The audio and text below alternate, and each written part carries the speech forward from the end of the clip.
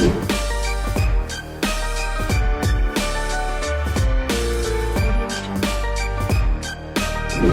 नाज़रीन, पाकिस्तान की real estate का जब भी बात की जाए वो कैपिटल स्मार्ट सिटी और लाहौर स्मार्ट सिटी की बात करने के बगैर नामुकम्मल रहती है। आज हमारी खुशनसीबी है कि मेरे साथ कैपिटल स्मार्ट सिटी और लाहौर स्मार्ट सिटी के director sales and marketing Mujeeb Ahmed Khan Sahab मौजूद हैं, और आज हम ना सिर्फ उनसे प्रोजेक्ट्स के बारे में बात करेंगे बल्कि रिसेंटली वो प्राइम मिनिस्टर्स की जो टास्क फोर्स है for the development of housing sector उसके मेंबर भी बने हैं, और उसकी मुख्तलिफ जो मीटिंग्स होती रही हैं कमेटी की, उन तमाम तर मीटिंग्स में वो शामिल रहे हैं और वहाँ पर क्या क्या बात हुई है आज पहली दफ़ा ये भी आपके सामने रखेंगे। Sir, welcome to the show. Thank you Saqib भाई। मैं आपका शुक्रगुजार हूँ कि आपने हमारे लिए वक्त निकाला,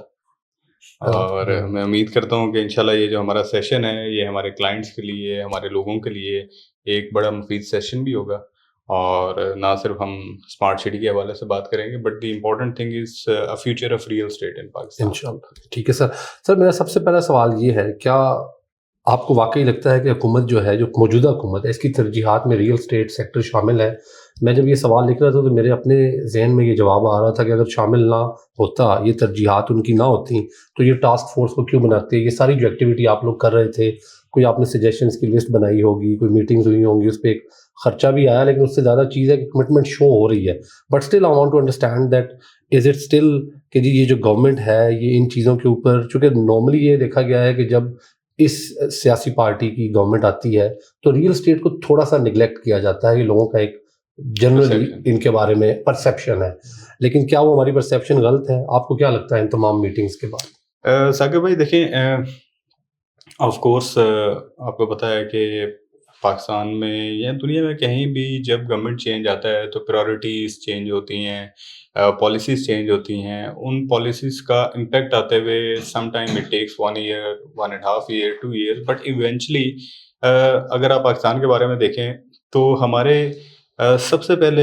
जब ये गवर्नमेंट आई है तो उसके बाद इनका फोकस था मैक्रो इकोनॉमिक इंडिकेटर्स के ऊपर। अच्छा, वाई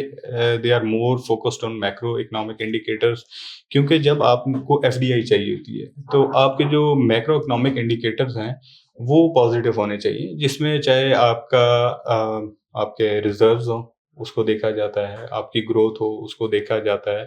आपकी जो रेमिटेंसेस हैं उनको देखा जा रहा होता है। तो इवेंचुअली हुआ ये था कि आपकी जो डॉलर है उसके अंदर ट्रेड बहुत ज़्यादा, क्योंकि यहाँ फॉरेन करेंसी के अंदर ट्रेड शुरू हो गई थी, जिसका इम्पैक्ट जो बिजनेस के ऊपर आना शुरू हुआ। फिर इंटरेस्ट रेट हमारे ज़्यादा हो गए। इवेंचुअली आई मस्ट गिव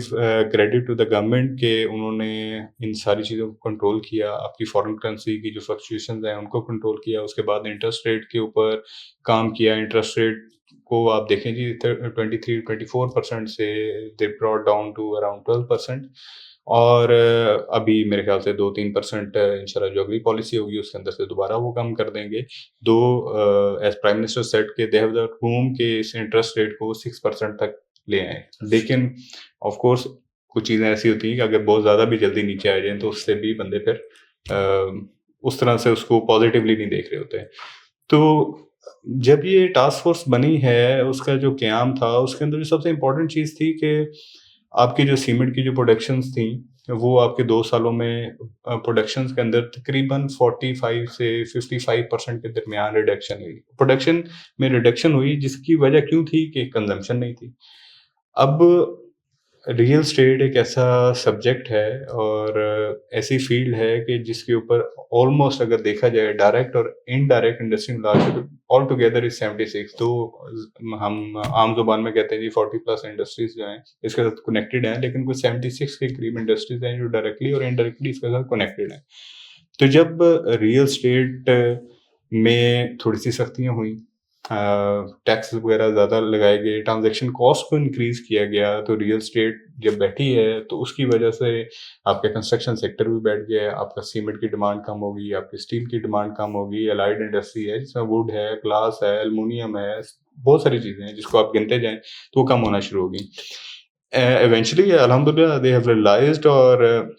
मैं अभी भी ये समझता हूँ कि पाकिस्तान में अगर आप किसी भी रूम में बैठे हैं और 100 बंदा बैठा है, उनसे पूछें कि आप इन्वेस्टमेंट किस में करेंगे, तो उनमें से 98 बंदे जो हैं वो रियल एस्टेट की ही बात करेंगे, क्योंकि स्टॉक True. मार्केट की बात नहीं करेंगे, क्योंकि हमें नहीं समझ ज़्यादा कराची के अंदर इस चीज़ का ट्रेंड है, हमें बैठ के इन चीज़ों की समझ नहीं है।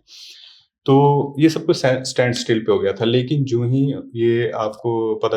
आप मार्केट में पता चला कि एक टास्क फोर्स का क्या काम है, इवेंचुअली ये उसी टाइम ही बनाई जाती है कि जब गवर्नमेंट की कोई इंटेंशन हो कि उसके लिए काम करना चाहती है। तो जो ही ये बनाई गई तो मार्केट में एक पॉजिटिव सेंटिमेंट गया। देखिए, सिर्फ सेंटिमेंट ही जाने से आप देखें कितनी पॉजिटिविटी रियल एस्टेट के अंदर आ गई है कि लोग अब इन्वेस्टमेंट करना शुरू हो गए हैं, प्राइसेस जो ड्रॉप डाउन थी वो बढ़ना शुरू हो गई है, और इवेंचुअली मैं समझता हूँ कि इंशाल्लाह ये